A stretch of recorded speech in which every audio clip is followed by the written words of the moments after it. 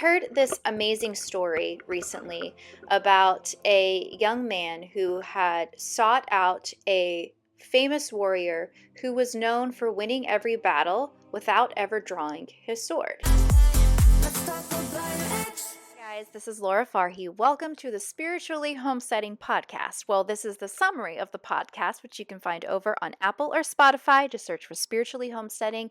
You'll be able to find the title of this video there, as well as others that are like it that might pique your interest. I help the black sheep and the spiritually curious lose their religion and keep their Jesus. So if you're looking to declutter Christianity, just subscribe to this channel so I can help reorganize your faith with you.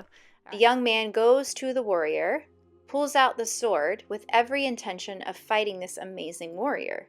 But the warrior just sits there and stares at him and says, "Go ahead, strike." And the kid doesn't know what to do. He's like, "Hold on a second.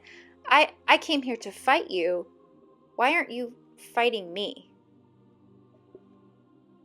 "I'm not fighting you." I was circulating through this idea because on one hand, how can you call yourself a warrior if you never fight? Because he technically has never lost. Every person that has come to fight this warrior has walked away without winning against him.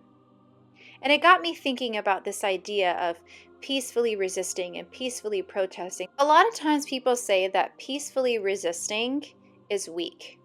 That to act like Jesus and to peacefully resist or to peacefully protest evil and danger is weak. If you haven't read The Kingdom of God is Within You by Leo Tolstoy, you absolutely should, because being on this point for most of that book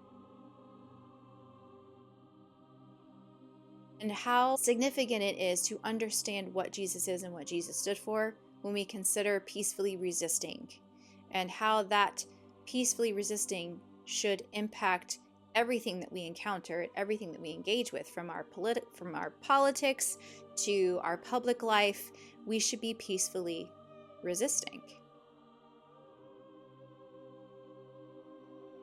A lot of times when I look at what Jesus was and what Jesus stood for, specifically when he was interacting with others and engaging with the Pharisees and just individuals who wanted to misunderstand him. They wanted to fight with him simply because they wanted to fight. They didn't like who he was. They didn't like what he stood for. And Jesus didn't waste his time trying to get people that were so focused on misunderstanding him to understand him. He understood that it was a wasted opportunity. It was a wasted battle.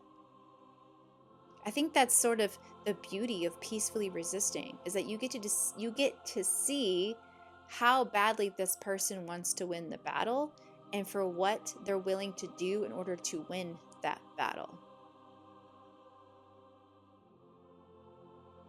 And even Tolstoy says that we should follow that battle all the way through, even if it means what the warrior said in the story that I read. Go ahead, strike.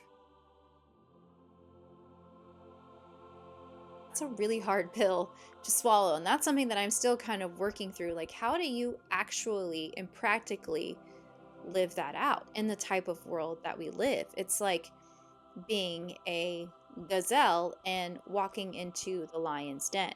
It feels like you're asking to be killed. But I think it's still worth pursuing. I still think it's worth thinking about and considering.